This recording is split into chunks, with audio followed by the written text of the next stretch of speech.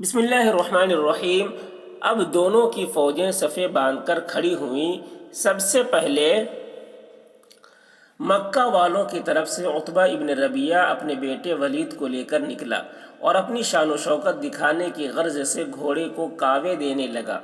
ये देखकर रसूल मकबूल सल्लल्लाहु अलैहि वसल्लम ने दुआ की, ऐ मेरे परवरदिगार, मुझ पर तूने अपनी किताब नाजिल फरमाई, मुझे इस्लाम के मुखालिफों से लड़ने का हुक्म दिया और फतह का वादा किया। तेरा वादा बेशक खिलाफ नहीं हो सकता। ये कुरैश बड़े तकब्बुर व नखवत से मुझसे लड़ने को आए हैं और तेरे रसूल की तकजीब करते हैं। ऐ मेरे परवरदिगार, तू ही अपने दोस्तों की मदद करता है। हक के मुखालिफों को शिकस्त दे और उन्हें शर्मसार कर। इतने में उतबा अबू जहल को घोड़े से उतार कर खुद उस पर सवार हुआ और मुसलमानों के करीब पहुंचकर अपना मुकाबिल तलब करने लगा, मगर इधर से कोई उसके